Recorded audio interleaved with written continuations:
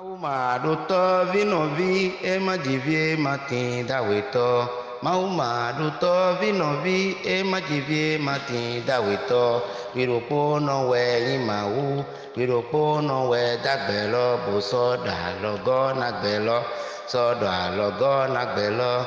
Laila ila ila. Laila ila ila ila la ila. Assalamu alaikum wa rahmatullahi wa barakatuh. Chers téléspectateurs, amis de l'émission L'aube naissante, aujourd'hui nous sommes présents au rendez-vous pour un sujet aussi capital, n'est-ce pas, autour du thème devoir de la société envers les personnes du troisième âge. Et pour m'accompagner dans ce travail, j'ai avec moi deux invités. Premièrement, à ma gauche, en la personne de notre frère et missionnaire Ibrahim Abdelaziz. Deuxièmement, toujours à ma gauche, le frère Lukman Bissiriou. Merci à vous d'être au rendez-vous. Comme d'habitude, nous allons demander à nos invités, n'est-ce pas, juste immédiatement comme ça, que faudrait-il entendre par personne de troisième âge, afin de mettre les téléspectateurs dans le bain de ce qui va suivre. Je vais d'abord m'adresser au frère missionnaire Ibrahim Abdelaziz. Vous avez la parole. Wa alaykum salam wa rahmatullahi wa barakatuh. Jazakumullah khairan pour l'invitation. Parlant tout de suite de l'expression personne du troisième âge, je dirais de façon simple que cette expression désigne ces personnes qui sortent des circuits de production et qui disposent encore des potentialités, de grandes ressources pour participer au bien-être commun. Selon certains démographes, on les donne le qualificatif de young old, qui signifie vieux jeune, anglais, oui, qui veut dire vieux jeune voilà. en français, et leur âge est compris entre 65 et 75 ans. Okay. D'autres vont même au-delà, qui disent qu'après young old, qui signifie vieux jeune, il y a encore oldest old, qui signifie les plus vieux des vieux. Voilà. Et cela regroupe maintenant ceux dont l'âge surpasse 75 ans. Et qu'est-ce qui a favorisé l'accroissement de nos jours de cette catégorie de personnes? Il y a le développement de la science, les inventions scientifiques et techniques, ce qui a fait que la médecine a joué un grand rôle parce que le taux de mortalité a baissé. Là où l'homme utilisait la force, l'énergie physique, ça, c'est maintenant, ce sont les machines, ce sont les outils qui font le travail et ça permet à l'homme de vivre aussi longtemps que par le passé. Très bien, merci à notre frère Ibrahim Abdelaziz. Je ne sais pas si le frère Lukman Bissiriou a un petit ajout. Bien sûr, si vous le permettez. Et pour compléter à la définition que le missionnaire Ibrahim Abdelaziz vient de donner, je dirais que la notion de personne du troisième âge est une notion qui est abstraite et qu'elle est variable. Okay. Vous voyez que l'âge de l'entrée dans la vieillesse a tendance à reculer avec les progrès évidemment de la science, les meilleures conditions d'alimentation et l'allongement de la vie. Et les conditions naturelles aussi, n'est-ce pas? Et les conditions naturelles dans lesquelles nous vivons, qui sont des conditions qui sont favorables à l'allongement de la vie. C'est ça. Est-ce que vous voyez? Okay. Mais de façon générale, l'expression personne du troisième âge fait référence à l'époque de la vieillesse, qui est caractérisée par une fatigue corporelle, l'apparition des douleurs dans les articulations, la dégradation physique et la perte de l'autonomie. Okay. Et cette période-là se situe autour de 65 à 75 ans, etc. Voilà. Merci pour votre explication. En en quoi la présence de ces catégories d'hommes au sein de la population humaine reste d'importance, n'est-ce pas, dans nos sociétés? En quoi est-ce qu'ils sont importants, notre présence dans la société? Le frère Lokman Bissirou. Merci. Vous savez, ces personnes âgées, vous voyez, du fait de l'expérience qu'ils ont acquis dans leur vie, dans tous les domaines de la vie, il s'avère nécessaire de profiter de leur expérience, de leur compagnie pour apprendre d'eux. Absolument. Et pour bénéficier de leurs conseils et pourquoi pas pour que ceux-ci prient pour nous et nous guident en fait. Et comme quoi nous avons aussi le même cycle de vie. Nous naissons, nous vivons et puis nous mourons. Très Ils sont nos dévanciers. Très certainement. Et comme proverbe dans la langue yoruba, on dit souvent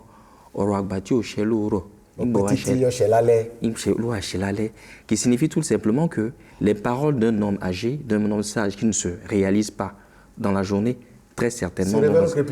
Très certainement. Tout simplement parce qu'ils ont vécu beaucoup de choses, ils ont capitalisé des expériences. Et on dit souvent que c'est à l'ancienne corde qu'il faut rattacher la nouvelle, qu'il faut tisser la nouvelle corde. Donc, nous, pour réduire de façon considérable le fossé qui existe entre les anciennes générations et les nouvelles générations, qui vont nous transmettre ces valeurs morales traditionnelles-là, il faudrait nécessairement que la jeunesse d'aujourd'hui se rapproche de ces vieux-là pour bénéficier de leur expérience afin que leur vie à eux, c'est-à-dire la jeunesse, puisse être meilleure et de ne pas tomber dans des travers que les jeunes d'aujourd'hui auxquels les jeunes d'aujourd'hui font face. Okay, merci le frère Lokman. Je ne sais pas si le missionnaire Abdelaziz a quelque chose à ajouter sur ce point-là. Et justement, pour aborder dans le même sens que le frère Lokman, vous voyez, les personnes du troisième âge, ayant traversé diverses étapes, sont mieux expérimentées que la génération montante. Bon nombre de leurs paroles, de leurs exhortations, je pourrais le dire que sont prophétiques.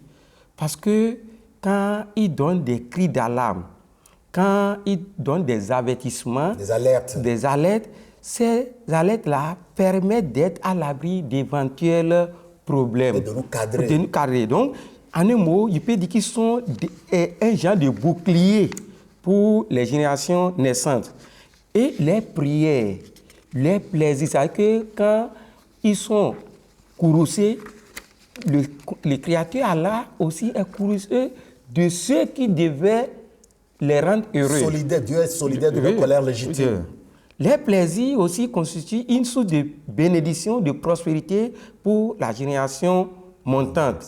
Donc, les présents dans une famille constituent, surtout chez nous en Afrique, un signe d'honneur, un signe de dignité au sein de la société. Parce qu'on voit que vraiment, celui-là, ce qu'il utilise, comment il est habillé, là où il est logé, qu'est-ce qu'il fait comme travail, si ce n'est pas ses enfants. Même les gens du quartier, l'entourage déjà pris qu'il ne peut pas vivre dans ces conditions si ce n'est pas par le biais de sa progéniture. Donc c'est une source d'honneur. Même vous êtes loin, les gens prient pour vous, ils vous considèrent. Quand vous descendez, on voit que vraiment, c'est vous qui avez mis les parents dans cette condition. Et justement, comme la société commence à partir de la famille, celui qui s'occupe de ses parents, de ses géniteurs, donc il a de l'espoir à ce que cela puisse élargir dans le cercle de la société, c'est-à-dire penser au bien des parents qui ont l'âge de ses parents partout où ils se trouvent. Voilà, merci beaucoup.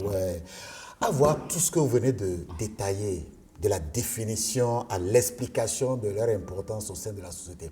Mais force est de constater que de nos jours, d'un coin de la terre à un autre, ils sont sujets à divers traitements. Hein? D'aucuns sont, n'est-ce pas, traités comme cela doit être, comme il devait être coutume, mais ailleurs, ils sont méprisés, rejetés, parqués quelque part, juste comme ça, comme s'il n'y avait même pas d'intimité, il n'y avait même pas de lien, n'est-ce pas? Dans le cas spécifique de l'Occident, où on a même créé des maisons de retraite, des maisons de vieillesse, qu'en est-il exactement, le frère missionnaire Abdelaziz? Oui, bon, pour revenir, on vient de parler de l'importance du rôle capital que jouent ces personnes âgées.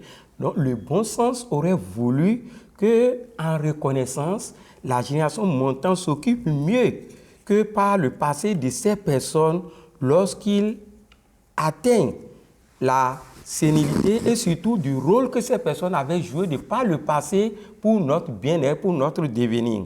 Cependant, il est décevant de constater, comme venait de le dire, que parfois même la progéniture de ces personnes âgées, pour ne pas parler de la société tout entière, a tendance à les marginaliser, à s'éloigner. Il les considère comme étant un fardeau.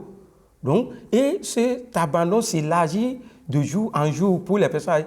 Et cette attitude qui consiste à les abandonner, c'est-à-dire à les personnes âgées ou bien à les isoler, c'est-à-dire un manque d'affection, manque de sympathie à l'égard de ses proches. Et cette façon d'agir a des conséquences négatives, des conséquences déplorables pour la société. C'est-à-dire il y a les traumatismes. Même pour les personnes victimes, parce qu'ils se sentent comme s'ils n'ont plus de lien. Oui, c'est ça. Et puis ça peut générer des traumatismes, comme vous le dites. Oui, et que ça cause des problèmes d'ordre social, socio-culturel et aussi d'ordre économique, parce que lorsque vous prenez ces personnes qui sont abandonnées, les États, les structures de l'État, les ONG, les maisons qui sont construites pour s'occuper de ces personnes, quel que soit les budgets qui seraient alloués à ces structures-là, quel que soit le confort que seraient exposés, ça ne pourrait valoir l'affection familiale de la famille. Voilà, de donc ces personnes-là se sentent mal à l'aise, donc ne sont pas dans leur peau lorsqu'on les trouve. Or, la génération montante oublie, comme on le dit, que l'histoire bégaye. Autrement dit que l'histoire finit par rattraper ceux qui considèrent comme étant un fardeau, ceux de qui pensent s'isoler, les marginaliser aujourd'hui. Donc, eux-mêmes, à leur tour, seront à leur place. Oui, l'histoire va bégayer et les acteurs vont changer. Et ils vont subir le même traitement. Je donne une illustration. Il avait une vieille qui était dans un état, c'est-à-dire dans sa vieillesse extrême, malade, tout ça là. Les enfants, ou bien le seul enfant qu'elle a, l'a mis dans une maison qui est réservée aux personnes âgées. La maman, sentant sa mort, dans cette dernière heure, a dit de faire tout pour faire venir son enfant. Quand l'enfant était arrivé, a dit vraiment, là où je suis, vraiment la condition, il a trop de chaleur. J'ai besoin de ventilateurs qui se plaignait, de ventilateurs, de climatiseurs. Quand là, c'était les choses, l'enfant a regardé la condition de sa maman, elle a commencé à pleurer, il dit, maman, même si je fais ce que vous avez demandé maintenant, vous n'avez plus les capacités physiques pour les utiliser, vous ne pouvez plus en jouir. La maman a dit, certes, ce que tu dis là est fondé, mais je sais que je ne pourrai plus en profiter. J'ai peur qu'un jour, tes enfants te mettent dans la charge. Peut-être la charge que j'ai pu supporter, tu ne seras pas en mesure de la supporter.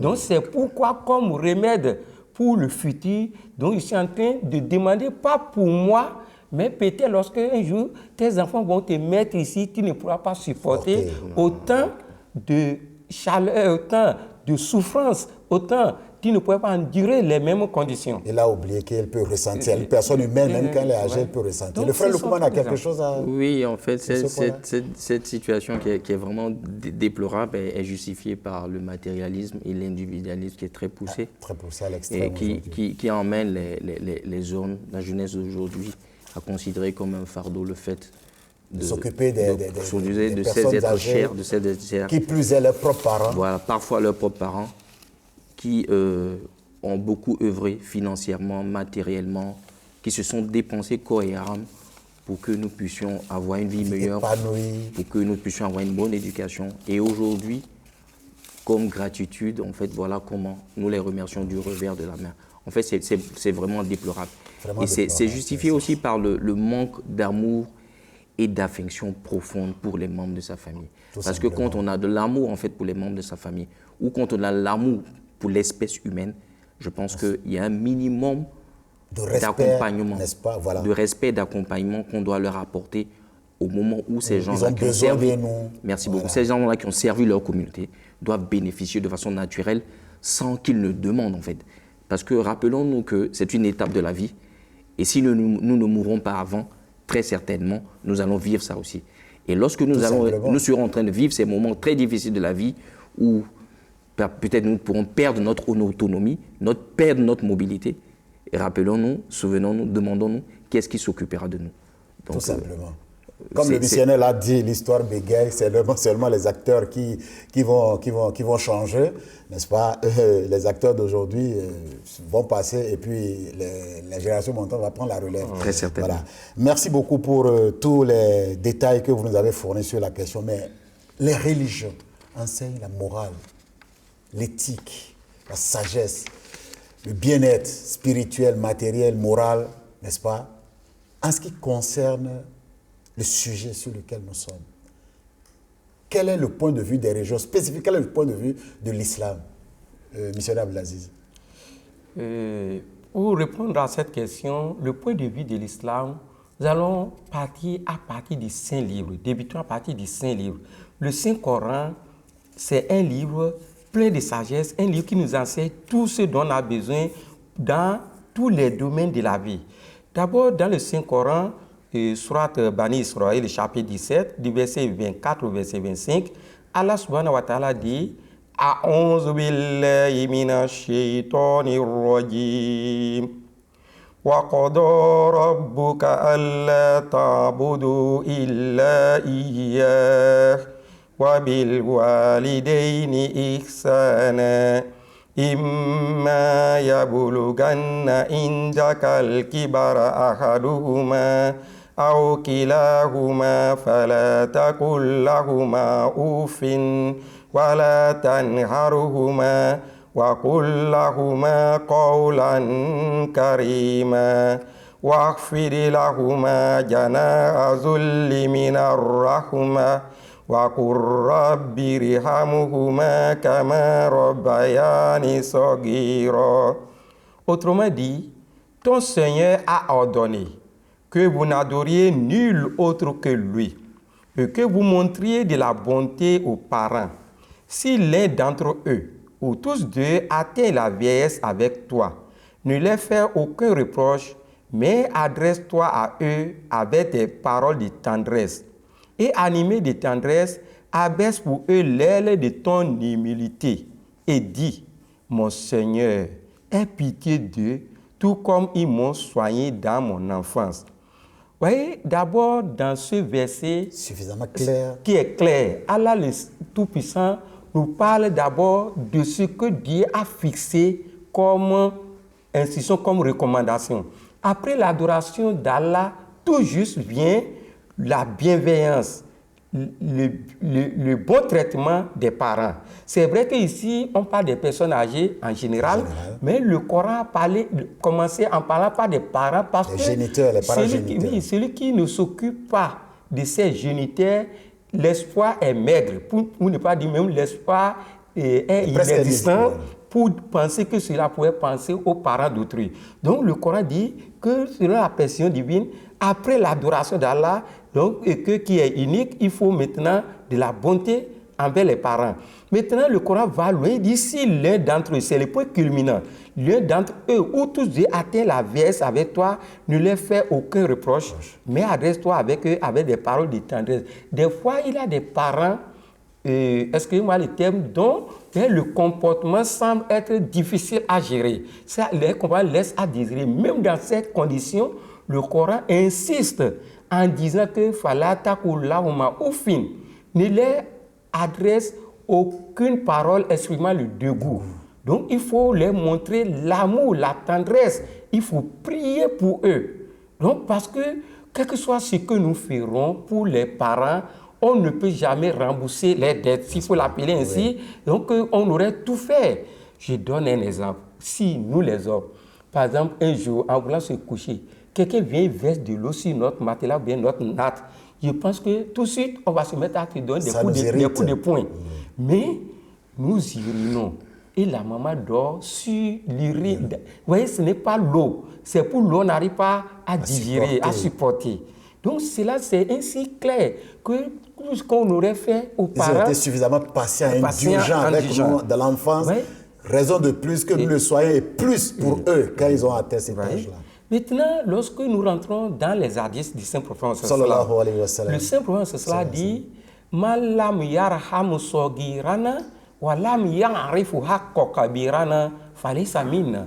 Autrement dit, l'aîné qui ne manifeste pas de miséricorde, de pitié envers nos cadets et le cadet qui ne reconnaît pas la supériorité, la valeur de nos aînés ne sont pas tous des nôtres. C'est-à-dire que et l'aîné et le cadet. Un code moral très important. Oui, vous voyez, dans ce hadith, comment nous nous complétons. Parce qu'on ne peut pas dire, comme les Yoruba ont déjà donné un adage même clair. Ils donnent un adage, si je veux paraphraser l'adage, ils disent que la main du petit ne peut pas pénétrer, ne peut pas rentrer à l'intérieur de la goutte et la main de celui qui est petit, donc du cadet, ne peut pas atteindre les sommets du plafond ou bien. Donc ça veut dire que nous sommes complémentaires. Donc lorsqu'on pense aujourd'hui qu'ils sont âgés, on n'a plus besoin, non. Un enfant ne peut jamais avoir assez de ses parents. Ça serait vraiment de l'ingratitude. Et même, il peut manque d'affection profonde. et attirer même la malédiction. Vous voyez? Parce que le Saint-Prophète cela dit, un jour il était avec ses compagnons dans les Sahih Muslim, il dit Rogima anfu, summa rogima anfu, summa rogima anfu, que son nez soit poussiéreux, que son nez soit poussiéreux, encore que son nez soit poussiéreux. Les compagnons étaient dépassés, ils ne voient personne en face. Mais il dit, de quoi parle-t-il? Ya Rasulallah, de qui s'agit-il? Il dit, man adraka abawaihi indahul kibari ahaduhuma aw kilayhuma walam yadkhulil janna. Il dit celui dont un ou les deux parents atteignent la vieillesse en sa présence, c'est-à-dire de son vivant, et échoue d'entrer au paradis. Parce que c'est une ouverture, c'est une chance, c'est une opportunité pour avoir accès au paradis. Donc bien s'occuper d'eux, c'est s'exposer à la générosité, à la bénédiction divine, jusqu'à se faire octroyer le paradis. Merci beaucoup, frère Abdelaziz. Le frère Lukman Bissiri. Merci beaucoup. Vous savez qu'à cette période de la vie, en fait, ces personnes âgées, ces vieillards ont besoin de nous. Ils ont besoin de notre amour, ils ont besoin de notre affection. Et parfois, ils ont beaucoup d'exigences aussi. Vous voyez, parfois, un père ou bien des personnes âgées qui ont perdu leur autonomie, ils ont besoin de nous, ils ont besoin que nous leur supportons. Tout simplement. Et parfois, si nous ne sommes pas patients, nous risquons à travers eux de s'attirer la colère divine, en fait. Parce que le missionnaire a cité un verset tout à l'heure qui est très très important, l'expression ouf, c'est-à-dire exprimer des propos de disgrâce, de dégoût, en fait, de dédain, en fait, nous devons éviter. Et nar, qui signifie un acte qui peut porter atteinte à l'honneur de ses parents, à la dignité humaine, notamment à la dignité de ces personnes âgées. Nous devons faire très attention. Et c'est une étape de la vie. Tôt ou tard, nous allons certainement arriver à cette étape. Donc faisons attention à ne pas, à travers ces personnes âgées, s'attirer le malheur, la colère divine. Et j'aimerais citer un hadith rapporté par Anas qui dit ceci. Le prophète Mohammed Mustafa sallallahu alayhi wa sallam rapporté avait dit « Il n'y a pas un jeune qui honore un vieillard à cause de son âge, sans qu'Allah l'honore lorsqu'il atteint l'âge de la vieillesse. » Cet hadith-là est rapporté, est tiré du recueil de Tirmizi. Donc, souvenons-nous très bien que lorsque vous faites l'effort de vous occuper d'un vieillard, qu'il soit de votre famille ou pas, très certainement, vous aurez le retour à l'ascenseur. Quelqu'un de plus jeune, à l'âge de votre vieillesse, va très certainement s'occuper de vous. Aucun bienfait n'est perdu. À vous entendre jusque-là, j'imagine que vous avez la tête à foison de conseils à l'endroit de la société contemporaine en ce qui concerne le comportement, n'est-ce pas, à l'endroit des personnes du troisième âge. Frère missionnaire Abdelaziz, quel conseil? À la jeunesse contemporaine, à la société contemporaine en général. Oui, les conseils, il en a assez, mais compte tenu du temps qui nous est imparti... Vous allez être très bref parce qu'on a du temps qui nous est imparti, vous saurez que la jeunesse, on a dit beaucoup de choses, que la génération montante deviendra la vieille génération du futur. Et comme on a dit que l'histoire bégait, qu'on doit se rappeler que les parents, les personnes les plus âgées, pour attirer la bénédiction divine, nous avons toujours besoin de, nous avons besoin de leur expérience, nous avons besoin de leurs conseils et pour pouvoir évoluer sur le point matériel et dans le domaine de la morale et de la spiritualité. Donc c'est encore eux qui sont nos guides, c'est eux qui constituent notre orientation, notre guide. Et mieux, comme je disais tantôt, que quel que soit ce que l'État, les ONG m'ont fourni, ça ne peut valoir que l'affection familiale. Je donne à titre illustratif. Et permettez-moi tout, c'est-à-dire, dans un bref délai, c'est que l'Organisation des Nations Unies, qui est d'ailleurs la plus grande organisation universelle, avait proclamé depuis 1999 une résolution qui fait du 1er octobre de chaque année la journée mondiale des personnes âgées. Le 1er octobre de chaque année. Lors de la proclamation de cette résolution de l'ONU en 1999, l'ex-secrétaire des Nations Unies, Feu Kofi Annan, paix à son âme, donc conformément au choix du thème, aspirait à une société unique pour tous les âges. Ainsi, 18 principes regroupés en 5 chapitres avaient été pris en faveur des personnes âgées. Ces 5 chapitres concernent quoi? D'abord, il dit premièrement l'indépendance des personnes âgées, leur participation dans les prises de décision, l'offre des soins adéquats, leur réalisation personnelle et leur dignité. Malgré toutes les mesures prises, si nous cherchons à inventorier ce qui se passe aujourd'hui avec les personnes âgées qui sont abandonnées par les familles, on voit que malgré toutes les décisions, ça n'a pas apporté ses fruits. Et donc la religion, l'éthique morale enseignée, morale et spirituelle enseignée par la religion, c'est ça qui serait la solution adéquate.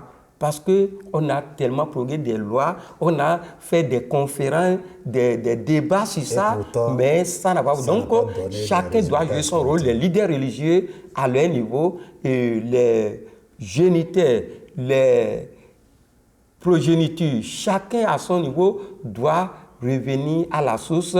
On doit faire... Personne ne devrait dormir sur son laurier. Le frère Lukman, nous avons quelque chose à ajouter sur suffisamment bref. Certainement, dire que ces personnes du troisième âge méritent pleinement que l'on se sacrifie pour eux. Parce qu'ils ont contribué au développement de la société, ils ont contribué au développement de la nation. Ils ne seraient pas reconnaissants de notre part, en fait, de les abandonner et parfois de les envoyer dans des maisons de retraite sans s'en occuper. Par la grâce de Dieu, chez nous en Afrique, notamment au Bénin, ça n'existe pratiquement pas. Il est même considéré comme indigne de notre part que d'abandonner nos parents ou d'aller les mettre dans les foyers de retraite et qu'une autre personne puisse s'occuper de lui. Quel est cet être-là qui peut s'occuper mieux de nos parents que nous-mêmes, de façon désintéressée, avec beaucoup plus d'amour, beaucoup plus de compassion. Je pense que c'est nécessaire. C'est notre devoir, nous devons le faire par nous-mêmes afin d'attirer la bénédiction et la grâce divine sur nous. C'est très très important. Merci beaucoup pour votre intervention. Nous qui vous remercions.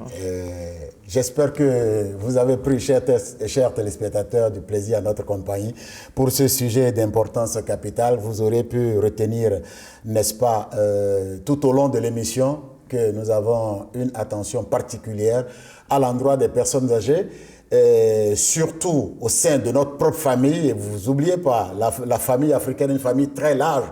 Ce serait inadéquat, ce serait inconcevable de voir, n'est-ce pas, que nous adoptions ce style, n'est-ce pas, de prendre congé de nos personnes âgées au moment où ils ont le plus besoin de nous, en tant sur le plan matériel que spirituel. Beaucoup d'affection, beaucoup d'amour pour ces parents-là. Ils en ont besoin.